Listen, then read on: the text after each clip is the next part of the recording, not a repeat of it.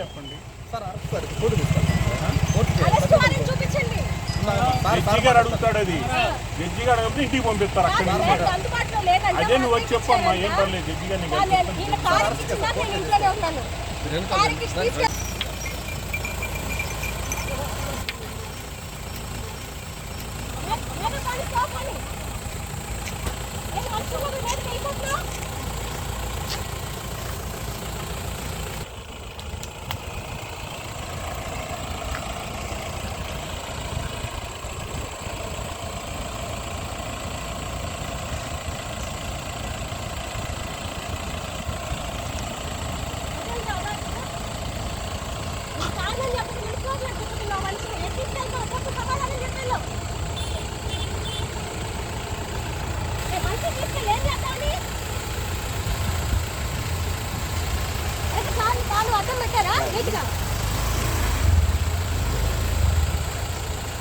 దేనికి అరెస్ట్ చేస్తున్నారో చెప్పట్లేదు.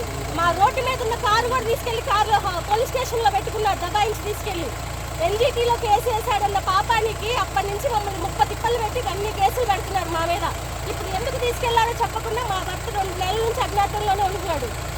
ఇప్పుడు బంధువుల ఫంక్షన్ కొని వచ్చిన వ్యక్తిని అరెస్ట్ చేసి జైల్లో స్టేషన్లో కూర్చోబెట్టి మాకు కనపడకుండానే సీఐ కారెక్కించుకొచ్చి తిప్పాల్సిన అవసరం ఏంటి?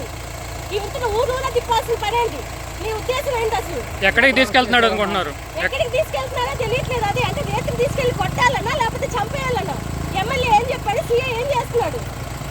ఎమ్మెల్యే సమాధానం చెప్పాలి, ఎస్పీ డిఎస్పీలు సమాధానం చెప్పండి. మీ నిజాయితీగా రూల్స్ ప్రకారం అరెస్ట్ చేసే వాళ్ళు అయితే ఊరూరు తిప్పే పని ఏంటి మీకు? అమరావతిలో అరెస్ట్ చేసిన వాళ్ళు ఊరూరు తిప్పే పని ఏంటి? నాకు చూడండి, అరెస్ట్ ఎందుకు అరెస్ట్ చేస్తున్నారో సీఐ నాకు చెప్పట్లేదు. నిజంగా నిజాయితీగా అరెస్ట్ చేసేవాడైతే స్టేషన్లో కూర్చోబెట్టి నాకు కంప్లైంట్ కాపీ ఇవ్వాలి కదా, అరెస్ట్ వారెంట్ ఇవ్వాలి కదా. అరెస్ట్ వారెంట్ ఏది, కంప్లైంట్ కాపీ ఏది? ఇలా ఊరూరు తిప్పాల్సిన అవసరం ఏంటి? ఎక్కడ అమరావతి, ఇదే ఊరు, ఎందుకు ఊరూరా తిప్పుతున్నారు? అవసరం ఏంటి? సీఎం సమాధానం చెప్పమనండి. వాళ్ళు చదువు చేసినా ఉంటే ఏ స్టేషన్లో తీసుకెళ్తున్నారు? అమరావతిలో అరెస్ట్ చేసినప్పుడు ఇన్ని ఊరు తిప్పాల్సిన పని ఏంటి?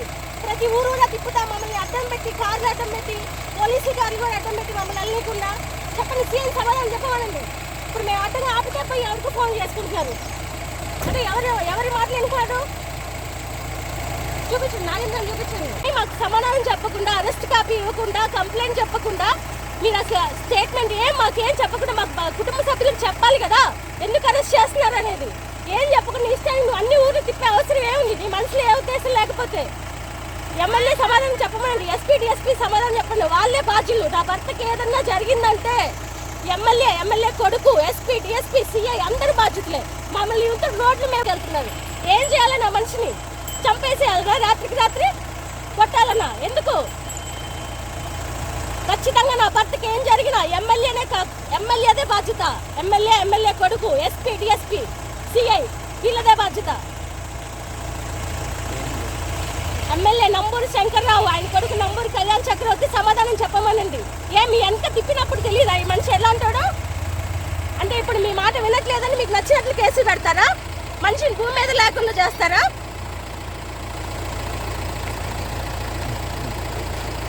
నంబూరు కళ్యాణ్ చక్రవర్తి నుంచి మాకు ప్రాణహాని ఉంది. ఆయనే కక్ష కట్టి నా భర్త మీద కేసులు పెట్టిస్తున్నాడు. ఎన్జిటీలో అక్రమ తవ్వకాల మీద కేసు పెట్టామని ఆ కక్ష కట్టి మా మీద ఎస్సీ ఎస్టీ అట్రాసిటీ కేసు పెట్టాడు ఆల్రెడీ. ఇప్పుడు శంకర్రావే తన మనుషులతో పెట్టించాడు.